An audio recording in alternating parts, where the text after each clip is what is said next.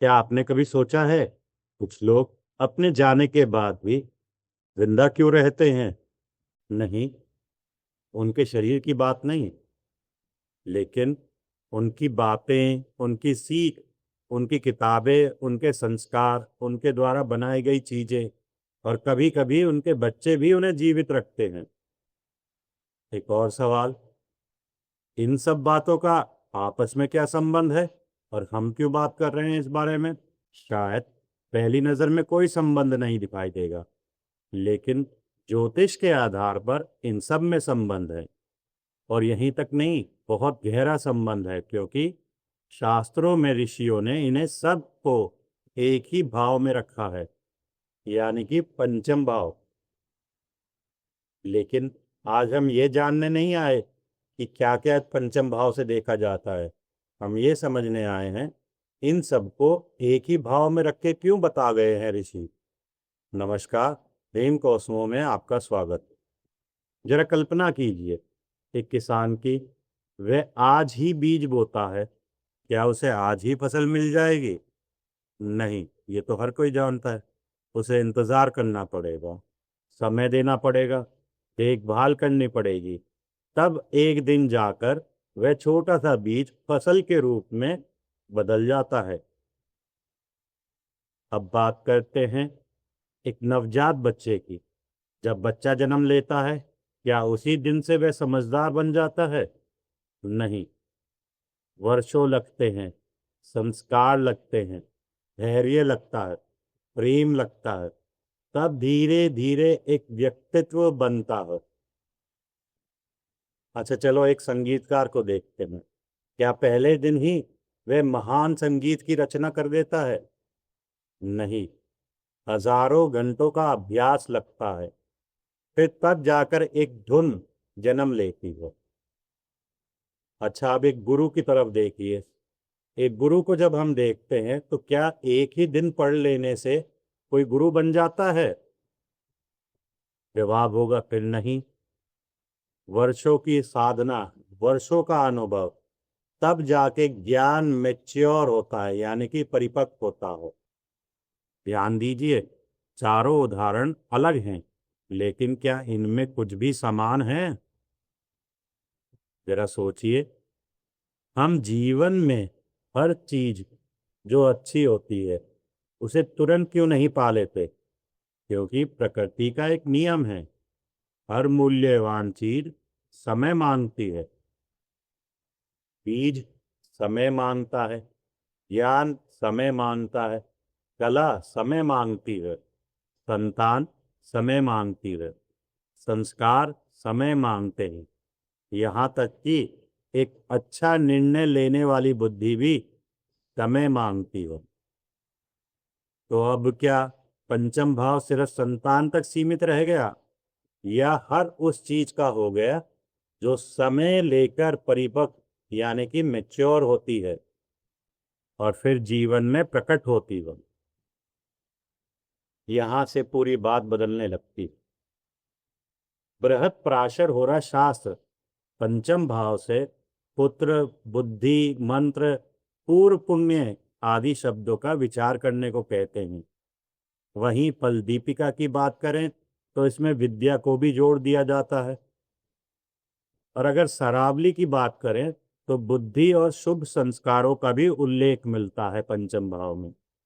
ध्यान दीजिए, शास्त्र कहीं भी यह नहीं कह रहे कि पंचम भाव का अर्थ मेच्योर होना है, लेकिन अब शास्त्रों में दिए गए इन विषयों को समझने के लिए एक सरल दृष्टि अपनाते हैं।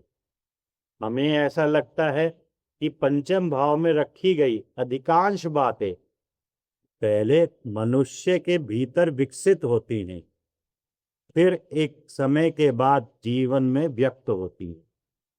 और यही रीन कॉस्मो की शिक्षण पद्धति है। अब एक छोटा सा प्रयोग करके देखते हैं। मैं कुछ शब्द आप लोगों से बोलूंगा, आपको बस सुनने हैं और मन में देखना है इनके अंदर क्या समानता है। संतान, विद्या, बुद्धि, मंत्र, प्रेम, संगीत, चित्रकला, लेखन, शिष्य और संस्कार। ऊपर से देखने में ये सब बातें आपको अलग अलग लगेंगी, लेकिन जरा गहराई से अगर इनके ऊपर गौर किया जाए, क्या इन सब बातों में एक बात समान नहीं है? इनमें से कोई भी चीज एक दिन में नहीं बनती। एक और सवाल, अगर किसी बच्चे का जन्म हो जाए लेकिन उसे संस्कार ना मिले तो क्या जन्म पर्याप्त होगा? जवाब है नहीं। अगर कोई बहुत पढ़ ले लेकिन सोचना ही ना सीखे तो क्या वह बुद्धिमान कहलाएगा? फिर जवाब होगा नहीं। अगर किसी को मंत्र मिल जाए लेकिन साधना ना करे वो, तो क्या मंत्र फल देगा? फिर जवाब होगा नहीं। ध्यान दीजिएगा, हर जगह एक ही बात सामने आ रही है। केवल शुरुआत करना पर्याप्त नहीं, परिपक्वता यानी कि मेच्योरिटी आवश्यक है। ठीक जैसे मिट्टी को सांचे में ढालकर पहले सुखाया जाता है ईंटों के शेप में, पर उससे मकान थोड़ी बन जाएगा। पहले उसे भट्टी में पकाना पड़ेगा, तब वो पकने के बाद ईंट जो है मकान बनाने के लिए इस्तेमाल होती है। हम अक्सर पंचम भाव को सिर्फ संतान का भाव कह देते हैं, लेकिन अगर ऐसा होता तो शास्त्र इसमें बुद्धि को क्यों रखते, विद्या को क्यों रखते, मंत्र को इसमें क्यों रखते, और तो और पूर्व पुण्य को इसमें क्यों रखते? यानी कि शास्त्र हमें कुछ और बड़ा संकेत दे रहे हैं। जरा स्वयं से सोचिए, क्या पूर्व पुण्य आज दिखाई देता है? जवाब होगा नहीं, लेकिन उस पूर्व पुण्य का प्रभाव आज दिखाई देता है। क्या बुद्धि हाथ में दिखाई देती है? जवाब होगा नहीं, लेकिन निर्णय जब लेते हैं तो उसमें बुद्धि दिखाई देती है। क्या संस्कार आंखों से दिखाई देंगे? जवाब होगा नहीं, लेकिन जो व्यवहार करते हैं उसमें संस्कार दिखाई देते हैं। क्या मंत्र दिखाई देता है? तो जवाब होगा फिर से नहीं। साधक के जीवन में उस मंत्र का प्रभाव दिखाई देता है। अब क्या आपको इन सब के बीच एक संबंध दिखाई दिया? ध्यान दीजिए, हम अभी कोई भविष्यवाणी आदि की बात नहीं कर रहे हैं, हम सिर्फ जीवन को देख रहे हैं, और ज्योतिष यहीं से शुरू होता हो। अब हम फिर शास्त्र की ओर चलते हैं। बृहत्पराशर होरा शास्त्र में हमें एक सूची दी गई, वह हमें संकेत देते हैं, लेकिन हर संकेत का अर्थ विद्यार्थी को स्वयं समझना पड़ता है, और इसीलिए तो गुरु की आवश्यकता होती है। शास्त्र सिर्फ दिशा बताते हैं और समझ उस यात्रा को पूरी करती है। हमारी समझ में पंचम भाव उस प्रक्रिया का भाव है जहां मनुष्य के भीतर कोई गुण, कोई विचार, कोई संस्कार, कोई ज्ञान धीरे धीरे परिपक्व यानी कि मैच्योर होके जीवन में प्रकट होता है। अब अगर यह बात सही दिशा में है तो एक प्रश्न और अपने आप उठता है यहाँ पर, ये अगर पंचम भाव भीतर विकसित होने वाली बातों का है तो छठे भाव में यानी कि षष्ठ भाव में अचानक से रोग ऋण रिपु क्यों आ जाते हैं? क्या जीवन की अगली सीढ़ी वास्तव में परीक्षा है? उसका उत्तर तो अगले लेसन में आपको मिलेगा, लेकिन उससे पहले पंचम भाव का एक रहस्य समझना बाकी है। अब मैं आपसे एक ऐसा प्रश्न पूछता हूं जो शायद पूरे पंचम भाव को एक नई दृष्टि से देखने में आपकी सहायता करेगा। एक व्यक्ति अपने जीवन में सबसे बड़ी विरासत क्या छोड़ सकता हो? क्या पैसा, या घर या जमीन या कुछ और? सोचिए, आज भी हम हजारों वर्ष पहले के ऋषियों को क्यों याद करते हैं? क्या उन्होंने हमें धन दिया? जवाब है नहीं। उन्होंने विचार दिए, ज्ञान दिया, मंत्र दिया, दृष्टि दी, और यही उनकी सबसे बड़ी संतान है। अब इस वाक्य को ध्यान से सुनिए। हर संतान केवल शरीर से जन्म नहीं लेती। कुछ संतानें विचारों के रूप में जन्म लेती हैं, कुछ कला के रूप में जन्म लेती हैं, कुछ पुस्तकों के रूप में जन्म लेती हैं, कुछ भवनों के रूप में जन्म लेती हैं, कुछ शिष्यों के रूप में जन्म लेती हैं। लेकिन ध्यान रहे, यहाँ हम पुत्र शब्द का शास्त्रीय अर्थ नहीं बदल रहे। शास्त्र में पंचम भाव से वास्तविक संतान का विचार ही बताया गया है। यह बिल्कुल शास्त्रीय विषय है।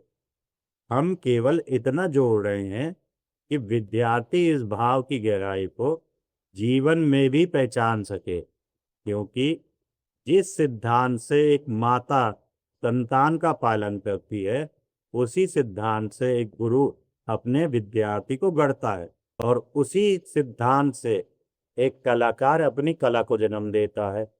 उसी सिद्धांत से एक साधक अपने भीतर एक नई चेतना को विकसित करता है।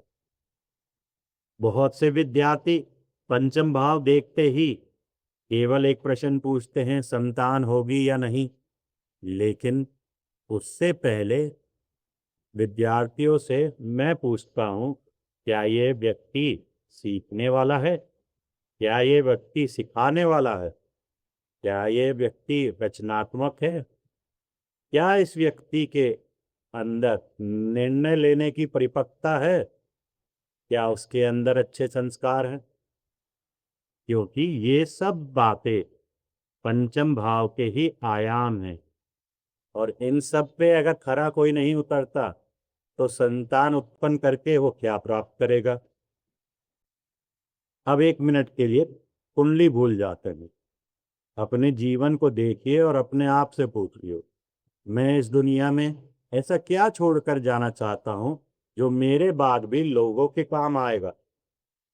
शायद यहीं से पंचम भाव पहली बार आपके भीतर जीवित होना शुरू करेगा। अब एक बार पूरे लेसन को सिर्फ 1 मिनट में जोड़ते हैं।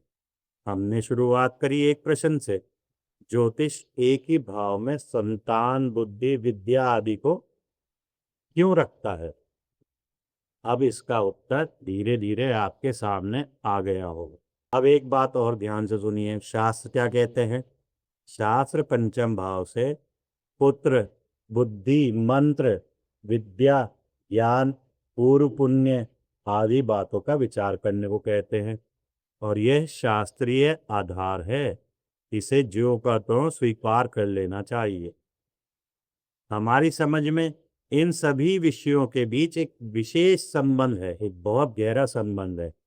यह सभी मनुष्य के अंदर भीतर धीरे धीरे विकसित होते हैं, समय लेते हैं, परिपक्व होते हैं यानी मैच्योर होते हैं, और फिर जीवन में अपने प्रभाव के रूप में दिखाई देते हैं। बहुत लोग पंचम भाव को से संतान का भाव कहकर आगे बढ़ जाते हैं। कुछ लोग इसे केवल प्रेम का भाव मानते हैं, कुछ लोग तो इसे सिर्फ शेयर मार्केट तक सीमित रख देते हैं। लेकिन एक भाव क्या इतना छोटा होता है? उसके तो कई आयाम होते हैं। ज्योतिषी का काम उन सभी आयामों को समझना है। जरा सोचिए, अगर किसी व्यक्ति की संतान ना हो तो क्या उसका पंचम भाव जीवन भर खाली रहेगा? नहीं। वह शिक्षक भी तो हो सकता है, लेखक हो सकता है, संगीतकार भी हो सकता है, एक शोधकर्ता हो सकता है, या एक साधक हो सकता है। वह अपने विचारों से हजारों लोगों का जीवन बदल सकता हो। यही कारण है कि किसी भी भाव को केवल एक शब्द में बांध देना ज्योतिष के साथ न्याय नहीं है। चलो अब इसे जीवन में देखते हैं। अपने आसपास आप 5 लोगों को चिन्हित करें। एक माँ, एक शिक्षक, एक कलाकार, एक वैज्ञानिक और एक आध्यात्मिक गुरु। इन पांचों में क्या समानता आपको दिखेगी? इन सभी ने भीतर अपने कुछ विकसित किया, फिर उसे दूसरों तक पहुंचाया। अब आपको भी पंचम भाव जीवन में दिखने लगा होगा। अब यही बात कुंडली में कैसे देखेंगे? यहाँ बहुत सावधानी की जरूरत है और इसको बहुत सावधानी से समझने की भी जरूरत है। एक भाव कभी अकेला फल नहीं देता। क्यों?